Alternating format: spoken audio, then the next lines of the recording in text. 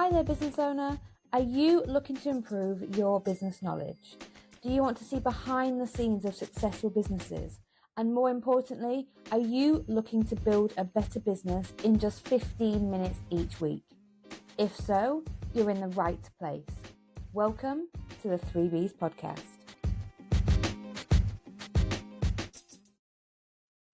Hello and welcome back to another episode of the 3Bs podcast, your go-to 15 minutes of CPD certified education, motivation and inspiration to help you build a better business. If you're new here, I'm your host Stephanie, hi, and I am a multi-awarding entrepreneur with over a decade of experience in bookkeeping and accountancy and helping our clients to build better businesses. So I want to talk about this week something that usually this podcast is incredibly balanced and incredibly helpful and not opinionated to a degree, but this week I am talking about something that has driven me insane. This week I have seen something on the internet, on social media, all over the news that has really frustrated me, and it takes a lot to get my back up, but this is something that is really infuriating me. So I'm going to use this platform, my podcast, to talk about something that's driving me insane, and hopefully I'm not alone, and that is AI. Now, AI is everywhere. We talk about AI all the time, but the bit that's infuriating me is this need to declare it and this need to label it as using AI, because in my opinion, that's giving away all our trade secrets, right? So I'm going to go back and go through some of the history, and then I'm going to talk about some of the top tips I've got for using AI in your business whilst maintaining transparency but not giving it all away, I guess is the best way to explain this episode. So I'm frustrated, but I know I'm not alone. As a business owner, I believe your business is your business and you should be able to build it however you want, legally of course. But why should we be forced to disclose every instance of using AI in our workflows? If we want to rewind a bit, back in school in the early 2000s, Clippy, the little paperclip, would pop up offering help and advice, and that's AI in its simplest form. Yes, it was clumsy, sometimes annoying, but ultimately it was helpful. And did we have to declare that we were using AI then? No, it was just there doing its thing. We would do our homework, we would write our essays, and the paperclip would spell check. It would give us recommendations for improvements to grammar and phrasing to help us create a better piece of work. Today, AI is so much more advanced. It can write, analyze, and even help create podcast outlines, just like this episode. Yet here we are being told that if we use AI to streamline anything in our businesses, it feels like we've been held to a double standard, because then we've got to declare it. And this is the bit that really, really frustrates me. And my opinion doesn't seem to be spoken about on the internet. Everyone seems to be saying, no, you should declare, you should label AI. Well, I disagree. And usually if I disagree with something somebody else does, and maybe they're just not too brave to say it, so I'm going to use this podcast and this platform to say that I disagree and explain why. So let me know, reply to in the comments on the podcast, or drop me an email, find us on social media, and let me know how you feel about this labeling of AI. In my opinion, nonsense. Think about it. When you think of Cadbury as a chocolate company, do they have to declare every single ingredient or reveal their trade secrets in exhaustive detail?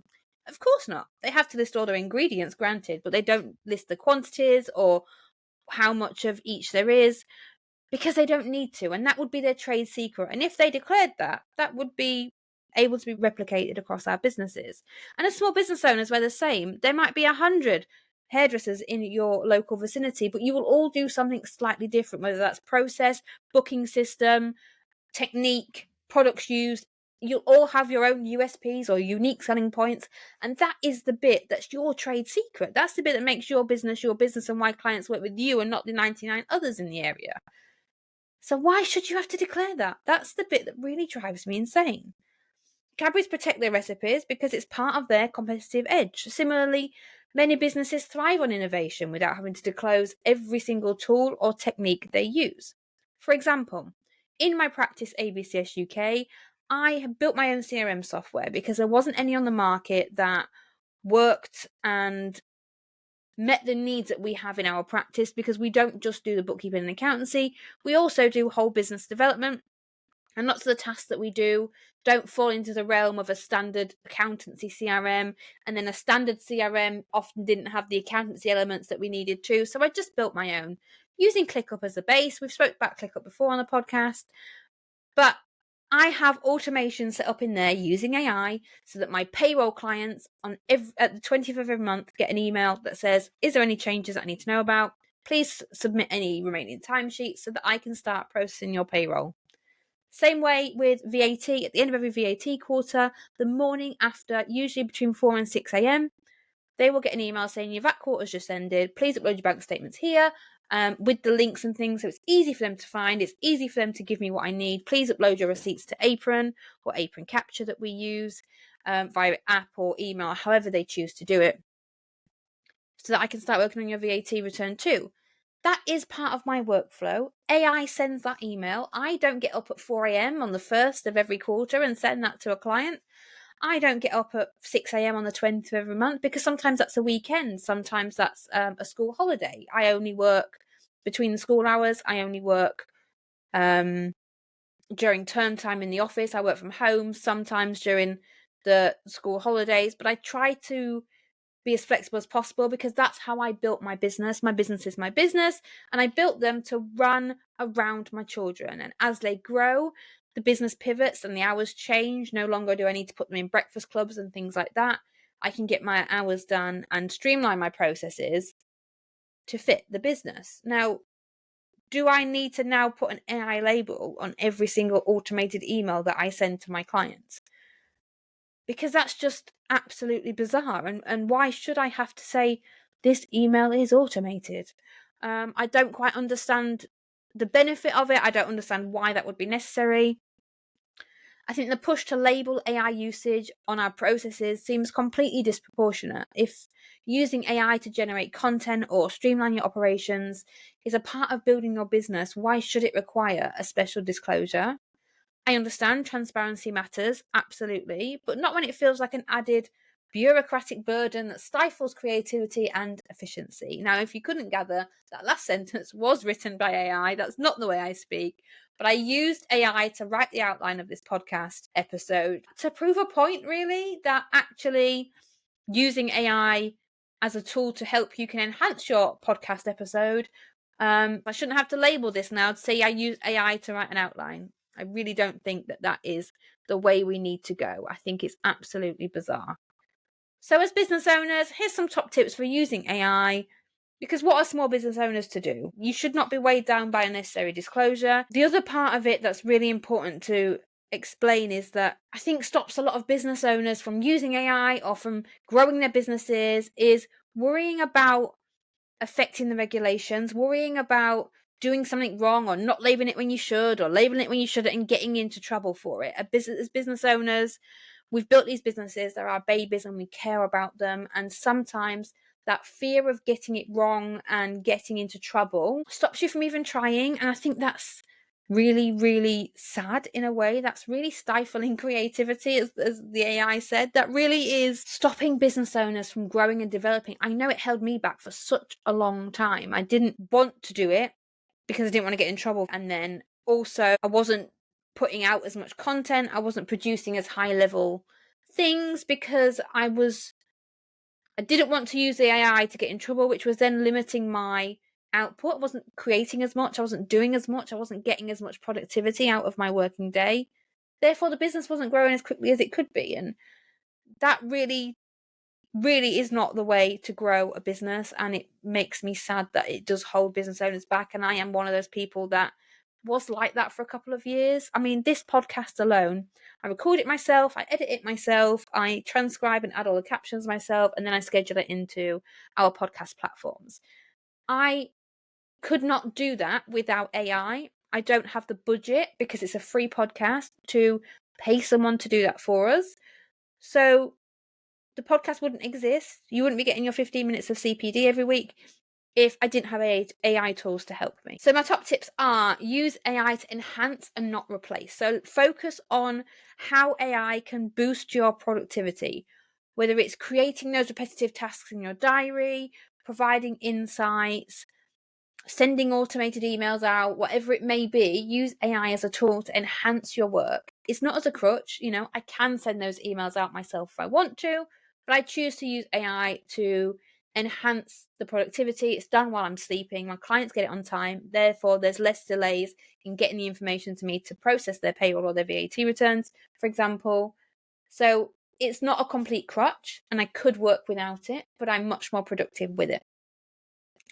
Keep transparency where it truly matters. So be open with your customers about AI if it directly impacts their experience. So if you use an AI customer service response, if you use an AI bot as like a live chat on your website, for example, a simple note might be warranted just to say, this is an automated customer service response. If you want to speak to a human, click here, do this, whatever it may be.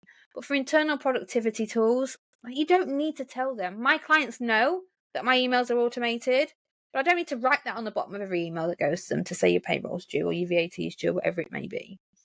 Another thing that I use AI for in the business is when it comes to self-assessment tax season, it's really boosting the productivity and the efficiency and the customer experience, that my clients get a better experience because of this automation. And that's with self-assessment tax returns.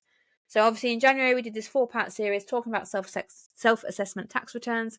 And in there, one of the episodes we talked about was payments on account. So with payments on account, quite often when your tax bill is over £1,000 each year, which by the way is a really good thing because it means your business is making money and it's not a glorified hobby, you have to pay a payment on account in January and July of each year in order to sort of preload your account with tax paid that is offset from your tax return the next year. It's almost like prepaying a little bit. When those self-assessments are done, when we complete a self-assessment tax return in the practice, we schedule their automated emails to go out to remind them a week or a month. We give them the option before their next payment is due, so that when July comes around, they'll get an automated reminder which will prompt them so they don't have to remember to do it. I don't have to remember to send those emails to the clients, and that reduces the chance of late payments or any charges from the HMRC for missing those or paying late those payments on account. So that's another great use case that actually benefits the client, benefits me, and benefits everybody. I don't believe we should have to label that. Another top tip is to document for your own benefit. So maintain internal records, make a list, somehow keep a list of where you're using AI. This helps if you ever need to justify your processes. You don't need to broadcast every detail publicly, but actually sometimes it can give business owners peace of mind knowing that they've got it noted down of where they're using it, just in case they're ever questioned. It fails and they need to find a new way around it, or they're looking for a new software. I need it to do X, Y, and Z. If we ever move to CRM softwares, I would need it to do all the automations and all the things that I've put in place to keep the business running smoothly without my manual input 24/7. Also, as business owners, advocate for fair policies.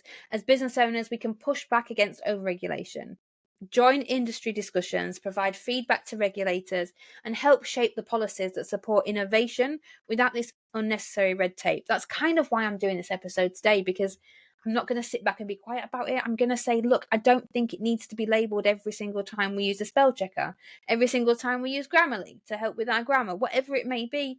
I don't believe we should have to do that. So I'm going to be open about it and I'm not going to sit back and stay quiet. And also, the AI landscape is evolving quickly. Things are changing all the time. Business, particularly in this new innovative AI that is constantly evolving and constantly changing. Keep an eye on emerging trends, and guidelines actually add value rather than those that simply add extra steps. As things change, guidelines might change. The rules may change around labeling, for example. Keep an eye on it so that you're on the right side of regulations, and actually there may be remove some of those barriers and those fears that stop you from using it right now. At the end of the day, your business is your business. You should have the freedom to build, innovate, and operate without being micromanaged about every single tool you use. Let's be honest, AI is here to stay. It's always been here. It's just more in the forefront of our minds, and it's transforming the way that we work for the better. If Cadbury doesn't have to reveal every single quantity of ingredient, then we shouldn't be forced to label every bit of AI that we use. Embrace technology, use it wisely, and let's keep the focus on delivering the value to our customers and streamlining our processes. I think innovation should be celebrated and not sort of held back by all those red tapes. Let's continue to build our businesses on our own terms, efficiently, legally, and creatively, without all that red tape. And I will see you next week for episode 100. Bye.